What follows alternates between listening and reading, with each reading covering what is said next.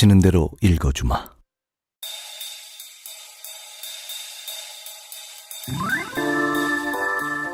안녕하세요, 성환경입니다. 문재인의 운명 두 번째 시간입니다.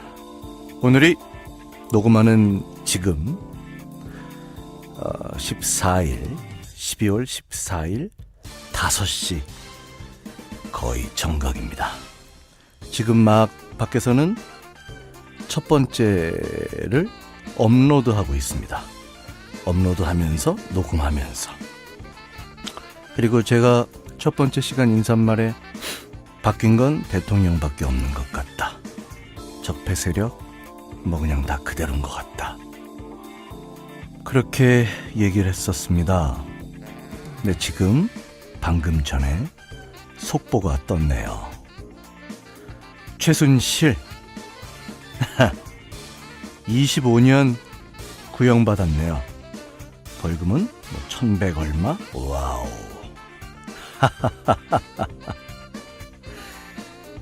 그래요. 이렇게 되네요. 그 개인한테는 아마 미안한 감정 가질 필요 있나? 아무튼 기분이 좋습니다. 저는 갑자기 기분이 업되네요. 자, 최순실의 벗이 남았죠. 최순실의 친구. 과연 25년 무기징역으로 한번 가볼까요? 잠깐 이런 생각을 해봤습니다. 문재인의 운명을 제가 읽기 시작했더니 이런 일이 생기는구나. 이게 바로 들어와 정신이죠. 들어와. 네, 기분 좋습니다. 자, 이 기분으로 제가 오늘 두 번째 시간을 이어나가도록 하겠습니다. 오늘 기분 좋습니다. 자, 시작하겠습니다.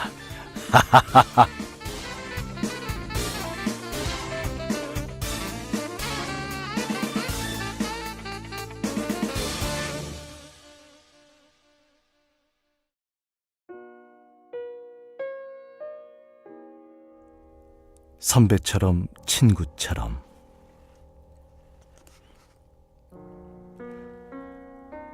노 변호사는 나를 편하게 대해줬다. 그분은 나를 친구라고 표현했지만 사실이 아니다.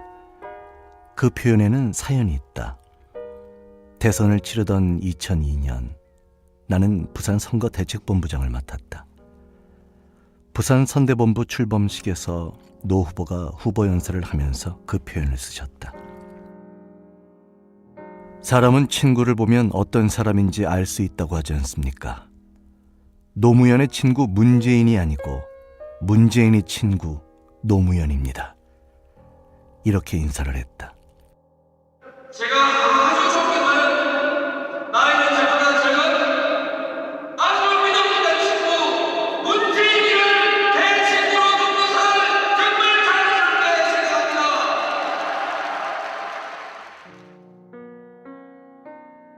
선대본부장이라는 체질에 맞지 않는 직책을 맡아준 후배에게 고마운 마음을 그렇게 표현한 것이다. 실제로는 나이도 6살 차이가 나고 고시도 5년 위면 대선배다. 그런데 그 말씀 덕분에 나는 지금도 과분하게 노무현의 친구라는 호칭을 듣고 있다.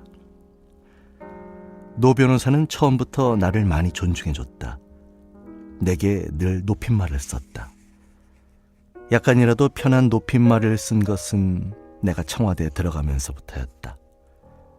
그전까지는 더 깍듯한 높임말로 나를 대우해줬다. 나도 웬만하면 형님 이렇게 잘하는 성격인데도 그분께는 선배님을 넘어서서 형님 소리를 못했다. 노 변호사가 나를 대해주신 태도는 쉬운 일이 아니었다. 우선 당신은 판사도 거쳤고 변호사도 몇 년 했다. 변호사 업계에서도 상당히 기반을 닦아 경륜이 쌓인 변호사였다. 반면 나는 사법연수원을 갓 졸업한 완전 초짜였다. 그런 나와 같은 분배 조건으로 사무실을 동업한다는 게 쉽게 생각할 수 있는 일이 아니었다. 변호사 동업이 힘든 것은 서로 스타일이 다르기도 하지만 상대의 역량에 대해 서로 신뢰할 수 있어야 하기 때문이다. 예를 들면 누가 수임을 했든 관계없이 서로 간에 사건을 잘 배분해서 업무가 분장되기 위해서도 신뢰가 필요했다. 이게 못 믿어오면 동업을 할 수 없다. 나에게야 그분이 선배시니 나보다 잘하리라 생각할 수 있었다. 하지만 당신은 내가 초짜여서 속으로 불안했을 법한데도 나의 사건 처리를 신뢰해줬다. 동업하면서 시국 사건도 조금 중요한 것은 늘 공동으로 변호를 맡는 경우가 많았다. 그때 각자의 업무량에 따라 주심 변호사를 정했다. 어떤 경우는 노 변호사가 주심을 맡았지만 내가 주심인 경우도 많았다. 그럴 때 그분은 내가 주심으로서 준비하고 끌어나가는 방향 그대로 늘 공감해줬다. 단 한 번도 내가 하고자 하는 소송의 수행 방향 등에 대해 이견을 말씀하신 적이 없다. 참으로 굉장한 신뢰와 존중과 대접을 해준 것이다. 지금 생각해보면 그 덕에 아주 안정적으로 변호사 생활을 시작할 수 있었다. 처음 변호사하기로 마음먹었을 때 개업 비용 조달부터 혼자 어떻게 하나 하는 걱정이 많았다. 그런 걱정에서 다 벗어날 수 있었다. 노 변호사와는 같은 아파트 단지에 살았다. 물론 먼저 기반을 잡은 그분은 좀 넓은 평수 아파트를 소유해 살고 있었고 나는 작은 평수에 새들어 살고 있었지만 편하게 교류했고 마음을 나눴다. 댁에 자주 놀러 가기도 했고 그분 고향 마을인 봉화에 함께 따라가기도 했다. 변호사 사무실 전 직원이 1년에 2번 정도 가족들까지 데리고 야유회도 가는 인간적 분위기였다. 노 변호사가 술을 많이 하는 편은 아니었지만 술자리도 가끔 가지면서 즐거운 시간을 보냈다. 사무실 운영은 괜찮은 편이었다. 그 시기만 해도 전체 법조인 숫자가 적고 개업 변호사 수도 적었을 때였다. 전관 예우를 받는 경력자가 아니고 사법연수원 간 마친 개업인데 그것도 개업이라고 사건 수임이 괜찮았다. 그 다음 해부터 사법고시 숫자도 늘었고 변호사도 쏟아져 나왔다. 그런 혜택은 아마 내가 마지막이었을 것이다. 개업식을 하는데 어느 의사 부인이 개업 광고 나간 신문을 오려서 들고 찾아왔다. 젊고 갓 개업했으니 열심히 하지 않을까 하는 생각에서 왔다는 것이다. 민사사건이었는데 첫 수임이었다. 반면 노 변호사는 나와 동업을 하면서 과거보다 사건 수임이 줄었다. 그전까지만 해도 그분은 부산에서 가장 젊고 열심히 하고 사건도 많고 승소율도 높은 아주 잘 나가는 변호사였다. 그런데 나하고 같이 하면서 그동안 관행적으로 해왔던 사건 수임 소개비, 즉 커미션을 딱 끊었다. 지금은 소개비가 변호사법에 아예 금지 조항으로 명시돼 있지만 당시엔 관행이었다. 법원이나 검찰 직원, 교도관, 경찰관 등이 사건을 소개시켜주고 소개비로 20% 정도를 챙기는 것이 보통이었다. 그게 점점 확대돼 심지어는 은행이나 기업 법무팀에서도 사건을 보내주면서 커미션을 받았다. 노 변호사도 그런 관행에서 예외이기 어려웠다. 하지만 나와 동업을 하면서 커미션을 정말로 딱 끊었다. 우리가 처음 만난 날 내게 했던 말 그대로 실천했다. 판검사 접대도 마찬가지였다. 그때만 해도 형사 사건을 좀 하는 변호사들은 때때로 형사 담당 판사들에게 식사와 술을 대접하는 게 보통이었다. 재판 날에는 마지막 재판에 들어간 변호사들이 재판부에 식사와 술을 대접하는 관행도 있었다. 법원 주변에 그럴 때 가는 방석집이라고 부르던 고급 음식점이 여러 집 있었다. 노 변호사도 한때 방석집에 자주 가는 단골 손님이었다. 그 접대도 그만뒀다. 모두가 하는 관행을 혼자 끊는 것이 얼마나 어려운 일인가. 그런데도 그렇게 했다. 깨끗한 변호사. 아마 그분은 내가 운동권 출신 변호사니까 당연히 그렇게 지향할 것으로 생각했을 것이다. 차제에 당신도 원래 해보고 싶었던 일을 나를 핑계 삼아 실행을 하신 것으로 짐작된다. 선배 변호사로서 후배에게 부끄럽지 않고 본을 보여야 한다는 의무감도 있었을 것이다. 정말로 양심적이고 의지가 강한 분이었다. 그러자 사건 수임이 금방 눈에 띄게 줄어들었다. 은행의 고문 변호사도 두어 군데 하고 있었는데 그것도 끊겼다. 그 때문에 당신이 혼자 할 때보다 수입이 꽤 줄었지만 개의치 않았다. 더구나 후에 인권 변호사로 나서면서 수입은 더 줄었으니 그분의 법조인 생활에서 경제적으로 부유했던 시간은 실제 얼마 되지 않았다. 그래도 우리는 좋았다. 사무실 유지에는 별 문제가 없었다. 당시 부산은 말이 제2의 도시이지 변호사가 그리 많지 않았다. 전체 등록된 변호사 숫자가 100명이 채 안 됐다. 그 가운데 등록만 하고 실제 활동하지 않는 분들을 빼면 법정에서 만나 경쟁하는 변호사는 불과 절반 정도에 지나지 않았다. 나름대로 열심히 해서 성실하고 괜찮은 변호사로 평판을 쌓아나갈 수 있었다. 법조사회는 보수적이어서 좋은 평판이든 나쁜 평판이든 한번 평판이 생기면 좀처럼 바뀌지 않는다. 나는 다행히 개업 초기에 부산 지역 법조계에 좋은 인상을 주었던 덕분에 두고두고 변호사 활동에 도움이 됐다. 부산 변호사 사회에서 우리는 꽤 관심의 대상이었다. 둘 다 젊은 데다 이력이 특이한 셈이었다. 그런 두 사람이 부산에 하나밖에 없는 합동법률사무소를 운영하니 단연 주목의 대상이었다. 더 조심하고 더 노력해야 했다. 사건뿐 아니라 부산 변호사회 활동도 열심히 했다. 특히 노 변호사는 부산 변호사회 재무이사를 3번이나 할 만큼 모두를 위한 일에도 열심히 했다. 나이든 분들이든 젊은 분들이든 변호사들은 다 그를 좋아했다. 좋은 시절이었다.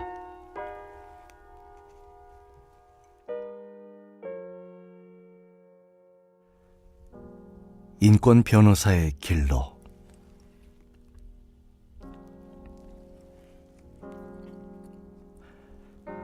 내가 노 변호사와 함께 일을 시작하기 전 그분은 이미 2건의 시국 사건을 맡아 그 바닥에 반 정도 발을 내디딘 상태였다. 이른바 불임 사건과 부산 미 문화원 방화 사건이었다. 노 변호사가 첫 시국 사건으로 불임 사건을 맡게 된 것은 인정 때문이었다. 선배 인권 변호사인 김광일 변호사가 그 사건에서 자금 제공 혐의를 받게 됐다. 본인이 구속될 처지에 몰려 변호를 맡을 수 없게 되자 젊은 변호사들에게 변호를 맡아줄 것을 부탁했다. 피고인 수가 많았기 때문에 젊은 변호사 여러 명이 사건을 나눠 맡았다.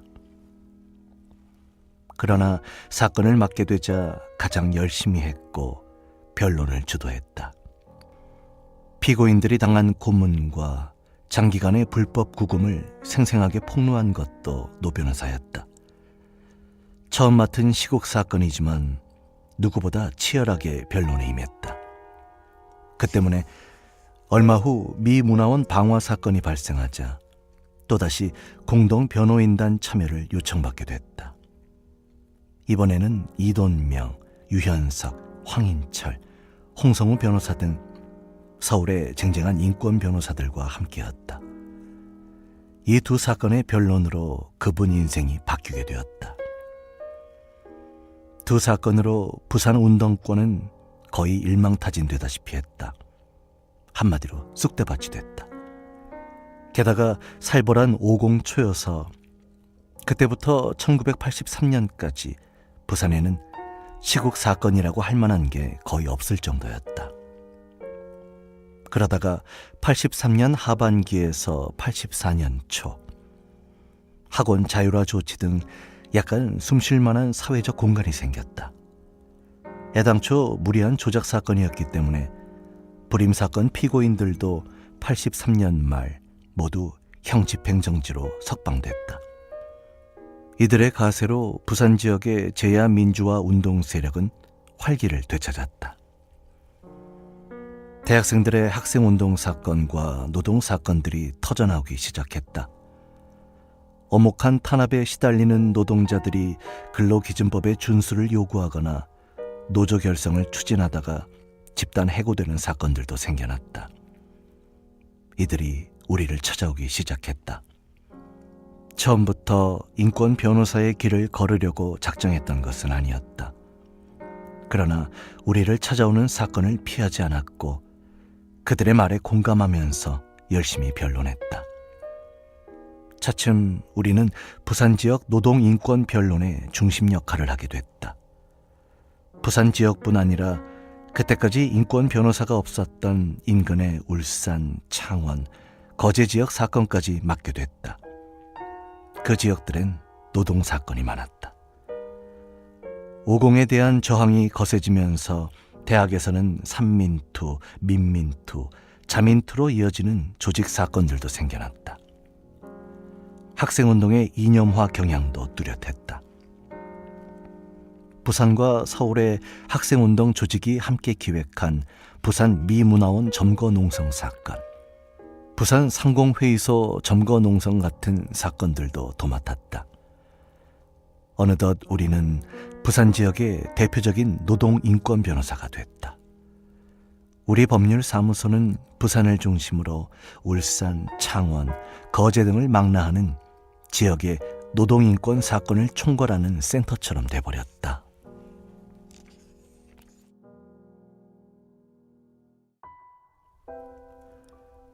동지.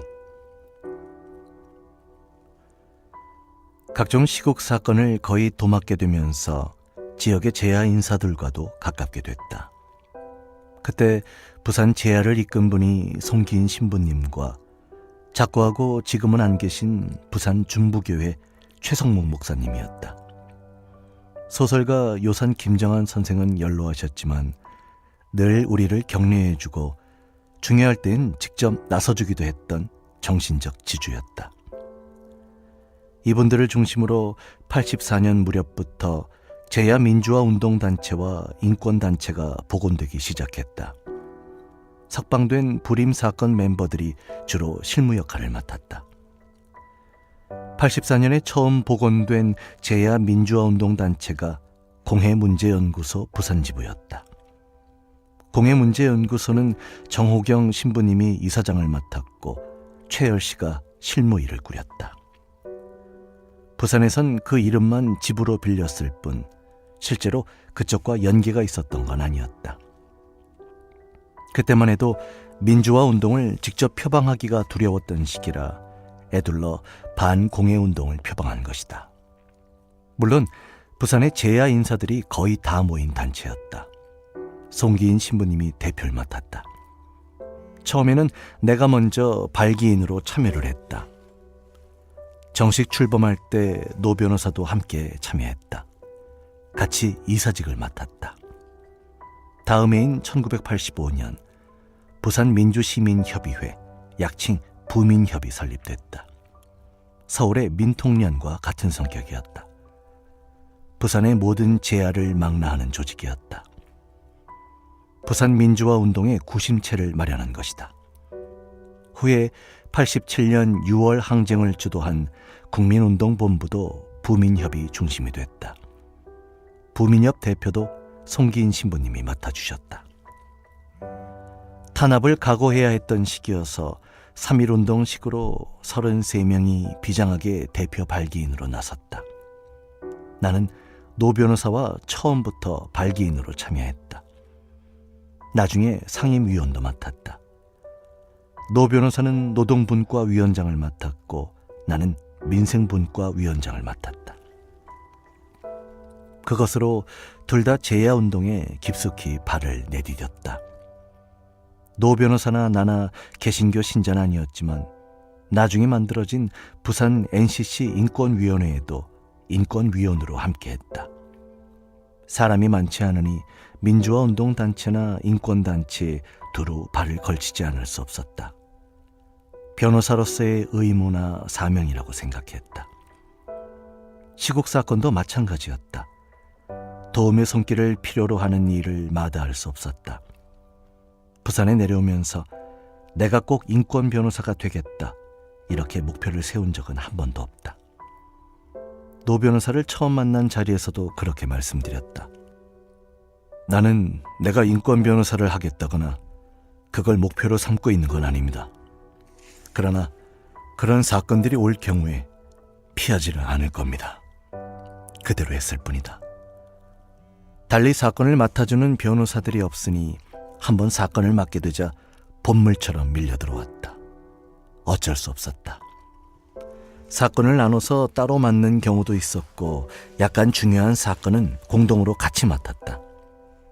피고인이 여러 명인 시국 사건은 변호인별로 분담했다.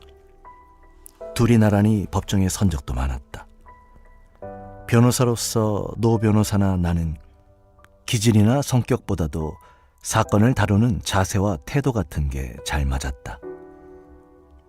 재야단체에도 대부분 함께 참여했고 단체 내의 역할도 분담했다. 나 혼자 참여한 분야가 딱 한 군데 있었다. 천주교 쪽 운동단체였다.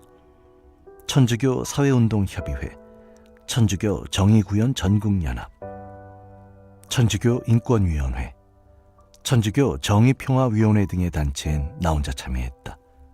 내가 가톨릭이었기 때문이다. 사실 신자가 된 지는 오래됐지만 신심이 독실하지 못해 성당에 잘 나가지도 않는 터에 천주교 단체에서 직책을 맡으려니 민망하기도 했다. 그러나 변호사의 역할이 꼭 필요하다는 요청을 고사할 수도 없었다. 그런 인연으로 독실한 신자도 아니면서 청와대에 있을 때 천주교와의 창구 역할을 했다. 김수환 추기경 님도 몇 번 찾아뵙고 인사드렸다.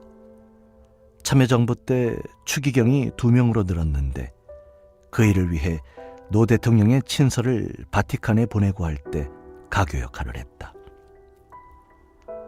노동 인권 변호사의 길을 걷다 보니 돈 많이 버는 변호사는 되지 못했다. 나는 원래 각오한 일이었다. 처음부터 생활의 규모를 키우지 않았다. 사법시험에 합격해 변호사가 된 것만 해도 고마워하던 아내도 협조했다.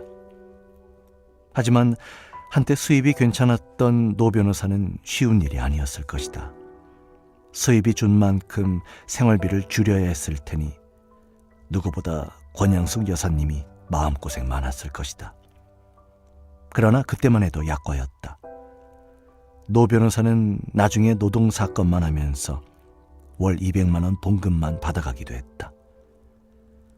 시국사건과 재야 민주화 운동을 하면서 노 변호사와 나는 두 가지를 각별히 신경 썼다. 첫째는 우리 스스로 깨끗해야 했다. 당시 독재 권력이 흔히 쓰는 수법을 잘 알고 있었다. 비리나 약점을 찾아 협박하거나 옴짝달싹 못하게 하는 수법이다.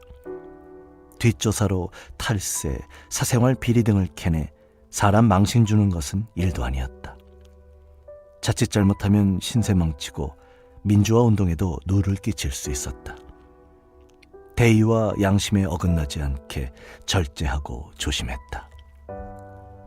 사소하게는 커미션 없애는 것부터 시작해 세무 신고도 철저히 했다. 사생활도 나름대로 아주 엄정하려고 노력했다. 특히 노 변호사는 마치 운동에 처음 뛰어든 대학생처럼 열정이 넘쳤다. 또한 헌신적이었다. 당신의 삶 자체를 민중적인 삶으로 바꿔야 한다는 생각을 가졌다. 이전의 생활 방식을 바꾸려고 노력했다. 식사도 비싼 음식을 피했고 술도 비싼 술을 피했다. 좋아하던 요트 스포츠도 그만뒀다. 입으로만 민중 하고 외치는 위선을 싫어했다. 그만큼 순수하고 철저했다. 하여튼 삶 자체를 도덕적으로 바꾸려고 노력했다. 그런 생각 때문에 나는 지금까지 골프를 시작하지 못했다. 그 시절 골프장 건설을 강력하게 반대하는 환경운동가들의 주장에 동조하면서 다른 한편으로 골프를 친다는 것은 용납할 수 없는 일이라고 생각했기 때문이다. 그 후 골프가 대중화되면서 골프에 대한 부정적인 생각은 없어졌다. 그 다음에는 시간 여유가 생기지 않았다. 술도 마찬가지다. 양주나 와인보다 소주나 막걸리가 편하다. 술은 1차에서 끝내고 내가 선택할 수 있는 한 폭탄주도 마시지 않는다. 민중을 말하는 사람들이 말 다르고 행동 다르면 안 된다고 생각했기 때문에 나름대로 정한 원칙이었다. 폭탄주를 마시지 않게 된 데는 다른 사연도 있다. 부민협이 설립된 그해 말 무렵에 부민협 관계자들과 안기부 부산 분실 사람들이 함께 술을 마시게 됐다. 그쪽에서 한번 만나자고 요청해 마련된 자리였다. 우리 쪽은 나를 비롯해 신부님, 목사님 같은 분들이었고 그쪽은 분실장과 제야 담당, 종교 담당, 법조 담당 등이었다. 서로 웃으며 대화를 나눴으나 마음을 풀 수 없는 자리였다. 소주를 마실 만큼 마신 뒤 마치려는데 육사 14기 출신이라는 분실장이 폭탄주를 한잔하자고 했다. 그때만 해도 폭탄주라는 것이 일반 사람들에게 알려지기 전이어서 우리 쪽 사람들은 모두 폭탄주가 처음이었다. 분실장이 요령을 설명하고 시범을 보인 후 술잔을 돌렸다. 여러 잔씩 돌아가자 다들 나가떨어져서 결국 분실장과 나 두 사람만 남게 됐다. 나도 많이 취했지만 지지 않으려고 억지로 버티고 있었다. 그렇게 10잔쯤 마셨을 때 분실장이 화장실을 가기에 나도 뒤따라갔다가 우스워 죽을 뻔한 장면을 봤다. 분실장이 소변을 보는 게 아니라 거울 앞에 서서 자신의 양뺨을 큰 소리가 날 정도로 철썩철썩 때리고 있었다. 그 역시 지지 않으려고 안간힘을 쓰고 있는 것이었다. 그것으로 술자리는 끝났다. 하지만 누구나 예외 없이 억지로 마실 것을 강요하는 획일적인 군대식 음주 문화의 극단적인 모습으로 느껴졌다. 둘째는 시국 사건에서도 단지 변론뿐 아니라 수사와 재판 절차까지 형사소송법의 규정을 관철하려고 노력했다. 시국 사건 법정이야말로 형사소송법의 절차가 완벽하게 지켜져야 한다고 믿었다. 특히 대학생 시국 사범의 재판은 더더욱 그러했다. 그들을 재판하면서 법 절차를 지키지 않는다면 기성세대가 무슨 말로 그들을 나무랄 수 있을 것인가. 내가 변호사 개업할 당시만 해도 법정에서 형사소송법을 지키지 않는 관행이 수두룩했다. 피고인을 서서 재판받게 하는 건 기본이었다. 포승줄로 묶어놓고 수갑을 채워서 재판하는 일이 다반사였다. 하나하나 법조문을 들이대며 시정할 것을 재판장에게 요구했다. 수갑을 풀어주십시오. 포승을 풀어주십시오. 의자를 준비해서 앉게 해주십시오. 형사재판의 잘못된 관행이 하나씩 고쳐졌다. 시국사건 피고인에게 재판받는 동안 포승줄과 수갑을 채우지 못하게 되자 그 대신 교도관들이 피고인의 좌우에 팔을 끼다시피 바싹 붙어 앉아 있기도 했다. 그러나 그것도 신체의 구속이기는 매일반이었다. 수갑 대신 사람에 의한 신체의 구속이었다. 그것도 항의해서 못하게 했다. 한 번은 시국사건 피고인이 수갑도 차지 않고 포승줄로 묶이지 않았는데도 움직임이 어색했다. 이상해서 물어봤다. 피고인의 팔꿈치 윗부분을 포승줄로 묶은 뒤 그 위에 수의를 입혀 신체에 구속이 없는 양 위장한 것이었다. 그것을 보고 재판장까지 나서서 교도관을 나무란 일이 있다.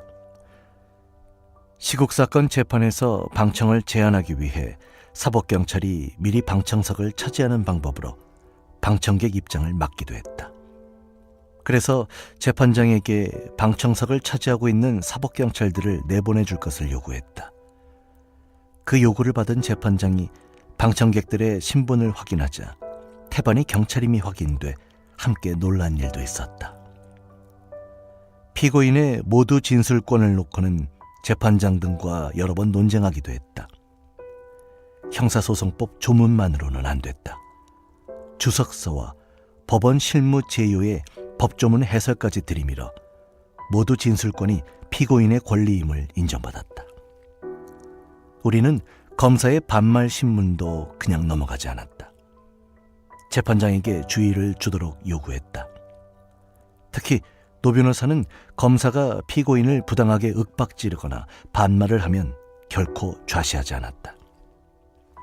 여지없이 왜 반말하고 그래? 라며 호통을 쳤다. 검사의 잘못에 대한 강력한 항의이기도 했지만 피고인을 주눅들지 않게 도우려는 행동이었다. 수사도 마찬가지였다. 우리는 시국사건의 강압 수사를 막기 위해 가급적 연행 초기에 접견 가는 것을 방침으로 정했다. 그런데 경찰은 수사 중임을 이유로 접견을 거부하기 일쑤였다. 대공분실에서 조사하는 사건의 경우 대공분실에서는 사람이 유치되어 있는 경찰서로 가라 하고 경찰서로 가면 대공분실에 가서 신청하라며 헛걸음하게 만들었다. 그렇게 접견을 방해하는 일이 예사였다. 과거에는 그래도 따지는 사람이 없었다. 우리는 그런 일에 강력히 항의했다. 우리의 항의만으로 해결되지 않으면 변호사회에 문제 제기를 했다. 그렇게 변호사회를 통해 부산시경으로부터 시정하겠다는 답변을 받아내기도 했다. 노 변호사는 변호인 접견을 여러 차례 거부하고 방해한 경찰서 수사과장을 고소하기도 했다. 그런 일들을 통해 재판과 수사의 잘못된 관행을 많이 고치게 했다. 그런 노력이 시국사건에서 결실을 이루면 그것이 금방 일반 사건에까지 확산됐다. 지금은 그런 관행들이 거의 사라졌다. 불과 얼마 전의 일인데도 젊은 법조인들은 그런 시절이 있었다는 걸 쉽게 믿으려 하지 않을 정도로 달라졌다.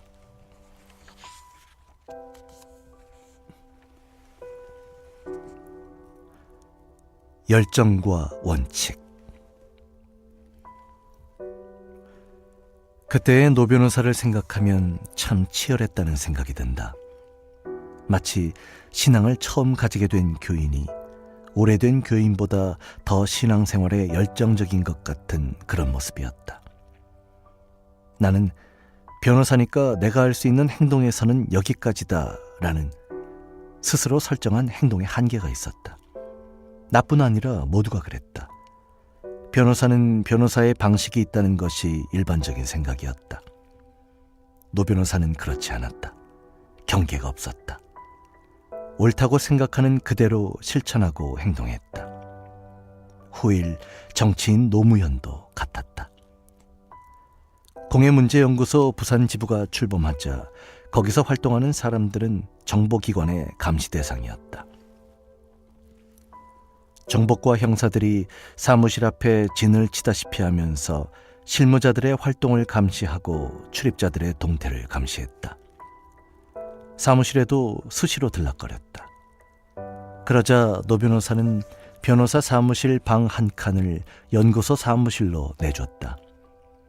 사무실 제공을 통한 재정 지원을 겸해 기관원들을 막아주기 위한 것이었다. 여전히 기관원이 사무실 앞에 상주하기는 했지만 감히 사무실로 들어오지는 못했다. 한 발 더 나아가 변호사 사무실에 노동법률사무소까지 부설하기도 했다. 그전까지 우리가 한 일은 노동사건이 발생하면 재판과 변론을 도와주는 것이었다. 변호사들의 방식이었다. 노 변호사는 거기에 만족하지 않았다. 노동조합의 설립부터 시작해 노동조합의 일상활동을 돕고자 했다. 부산민주시민협의회 창립대회를 하는 날이었다. 행사는 1부 강연회, 2부 창립대회로 예정돼 있었다.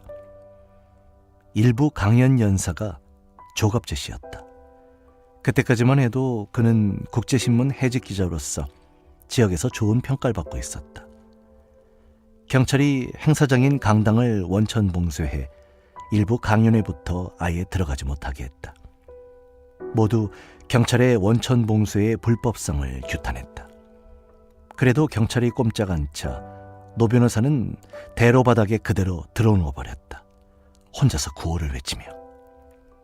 그 일로 단번에 과격한 변호사로 소문났다. 변호사의 품위 문제 아니냐는 말도 있었다. 그러나 경찰의 불법적인 원천 봉쇄에 점잖게 항의하는 신용만 하고 넘어갈 수 없다는 게 그분 생각이었다. 그 일에 대해 우리는 부산시경국장, 지금의 부산경찰청장과 관할 경찰서장을 형사고소했다. 노 변호사가 대표 고소인이 되었으나 제대로 수사도 하지 않고 흐지부지 넘어갔다. 나중의 일이지만 1987년 고 박종철 군 추모 집회로 같이 연행됐을 때도 그랬다. 잡혀가서 조사를 받게 됐다. 나는 조사에 응하면서 정당성을 주장하는 식으로 임했다. 나중에 알게 됐지만 노 변호사는 아예 진술을 거부했고 서명 날인조차 거부했다. 연행돼 조사받는 자체가 불법 부당함으로 일체 조사에 응할 수 없다고 버틴 것이다. 처음 겪는 상황이고 더구나 변호사로서 조사 자체를 거부하는 것은 쉽지 않았을 것이다. 그런데도 불구하고 자신이 옳다고 생각하는 대로 뜻을 고수한 것이다. 나는 이것이 후일 정치인이 된 노무현의 원칙주의라고 생각한다. 대의를 위해 자신에게 불리한 길까지 선택하는 것이 그의 원칙주의라는 건 많은 사람들이 이미 알고 있다. 그뿐 아니다. 대의를 위한 실천에 있어서도 한계를 두지 않고 철저한 것. 이것이 그의 또 다른 원칙주의다. 말하자면 지역주의 타파라는 대의를 위해서도 종로에서 국회의원 계속하면서 얼마든지 노력할 수 있다고 생각할 수 있었을 것이다. 그러나 그는 자신이 지역주의 타파를 주장하는 이상 자신의 온몸으로 지역주의와 부딪혀야 하는 사람이었다.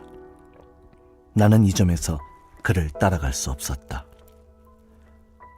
오공에 대한 저항이 점차 거세지면서 집회 시위가 잦아지자 주요한 집회 시위가 있을 경우 경찰이 사무실에 찾아와서 참가를 못하도록 막기도 했다. 이른바 사무실 연금이었다. 변호사에 대해서도 그런 일이 자행되던 시대였다. 그런 집회 시위가 있으면 경찰을 어떻게 따돌리고 갈 것인지 늘 궁리해야 했다. 아예 사무실에 안 들어오기도 하고 들어왔다가도 어떻게든 따돌려서 가기도 했다. 정보과 형사가 우리를 따라 집회 시위 장소까지 동행하는 일도 있었다. 내 집이 압수수색을 당한 일도 있다. 아파트에 살 때인데 형사들이 경비실에서 2, 3일간 죽치고 있더니 어느 날 정식으로 압수수색 영장을 발부받아왔다. 압수수색 사유는 5.3 인천 사태 관련자 중 한 명이 우리 집에 은신하고 있다는 혐의가 있다는 것이었다. 확인해보니 익명의 시민이 전화로 제보해왔다는 경찰관의 보고서 한 장이 유일한 소명자료였다. 어이없는 일이었다. 현직 변호사를 상대로 그런 영장이 발부되고 공안 검사가 청구하면 판사가 영장까지 발부해 주던 어둠의 시대였다. 노동자들의 의식이 깨면서 노동 사건들이 터져나오기 시작했다. 나도 그렇지만 노 변호사는 학생 사건보다 노동 사건을 훨씬 좋아했다. 주장과 논리가 늘 비슷한 학생 사건과 달리 노동자의 삶의 아픔이 담겨 있었기 때문이다. 그 무렵 부산의 주력 산업이던 신발 공장의 여성 노동자들 처우는 형편없었다. 잔업 특근 모두 앞에서 월급 6, 7만 원대에 그나마 체불하기 일쑤였다. 작업장 내 인격 모욕과 성희롱도 다반사였다. 생존권적 차원에서 근로기준법 준수를 요구하고 조금 후에는 노조 결성을 추진하다가 집단 해고된 여성 노동자들이 많았다. 그리고 자구 차원의 집단 행동을 하다가 업무 방해죄로 구속되는 노동자들도 많았다. 그들을 만날 때마다 마음이 아팠다. 둘이서 무료 변론으로 힘껏 변론했지만 구제해주지 못한 사람들도 많았다. 노 변호사는 그런 사건들을 겪으면서 아예 노동 변호사가 되겠다고 작심했다. 변호사 사무실에 부산 노동법률 상담소를 부설한 것도 그런 차원이었다. 우리 스스로 전문성을 더 쌓기 위한 목적도 있었다. 그 무렵 노동법 책들은 대체로 보수적인 관점이었다. 그 시대에 분출돼 나오는 노동 사건들을 다루는데 별로 도움이 되지 않았다. 당시 가장 진보적이면서 노동 현실에 부합하는 이론을 제시하고 있던 신인영 교수의 논문집이 큰 도움이 됐다. 하지만 그 논문집이 다루지 않은 문제들이 더 많은 실정이었기 때문에 스스로 공부하지 않을 수 없었다. 판검사들도 노동법을 알지 못한 채 시민법적 사고로 사건을 다루던 시절이었다. 한편으로는 우리가 이미 발생한 사건의 변론만 도와주는 것으로는 한계가 있다는 각성이었다. 노조 설립과 노동자들의 일상 활동부터 돕지 않으면 안 된다고 생각했다. 그 역할을 하고자 한 것이 노동법률 상담소였다. 노 변호사의 경우 너무 열심히 한 것이 나중에 후배 변호사들에게 부담이 될 정도였다. 한참 뒤에 창원에서도 노동 변호사 후배들이 생겼는데 감당 못하고 지역을 떠난 변호사들도 있었다. 노동자들이 자꾸 옛날의 노 변호사와 비교를 하는 게 큰 부담이었을 것이다. 노 변호사는 무료 변론에 법정에서 같이 싸워도 주는데 당신은 그렇게 안 해주냐? 고하니 어쩌겠는가. 너무 헌신적인 게 꼭 좋은 것만은 아니라는 생각이 들었다. 노 변호사는 86년 하반기부터 인권 변호사 업무에만 전념했다. 일반 사건은 아예 맡지 않았다. 시국 사건만 맡겠다고 했는데 거의 대부분 노동 사건이었다. 사건 변론뿐 아니라 노동조합이나 노동자들을 상대로 강연도 많이 다녔다. 노동자들의 행사에 초청받아 다니기도 했다. 그 대신 사무실에서 월 200만 원 월급만 받아갔다. 나중에 87년 6월 항쟁 이후 노동자 대투쟁 때 부산을 둘러싸고 있는 울산, 창원, 거제는 한국 노동운동의 중심이 됐다. 실종법상으로는 모조리 불법 파업이었으며 폭력적이기도 했던 대형 파업 사건들. 그 많은 사건들 거의 대부분, 어쩌면 전부를 우리가 맡아 변론했다. 이 땅의 노동운동이 뜨겁게 분출하던 그 역사적 현장에 우리도 함께한 것은 두고두고 큰 보람이 아닐 수 없다.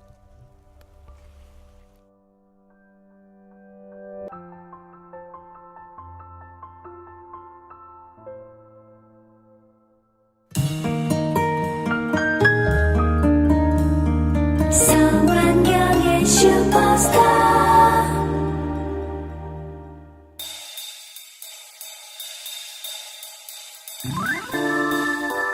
네, 두 번째 시간. 여기까지만 할래요. 너무 힘들어요. 우리 문재인 대통령님은 제가 이 고생을 하고 있는 거 아실까요? 얘기해드려야겠습니다. 그리고 참 또 한 가지. 오늘 밤 우병우의 저 오늘 왜 이러죠? 우병우의 구속 여부가 또 결정되기도 합니다. 세 번째죠, 세 번째. 잘 되겠죠? 뭐 그렇게 미꾸라지 저는 빠져나갔는데. 네, 기대해보고요. 지금까지 음악 효과 그 외 많은 것 장미라 박청춘, 저의 타이틀송 김문선, 대문 공병각, 음악 박병기, 그리고 저는 성환경이었습니다. 다음에 뵙죠.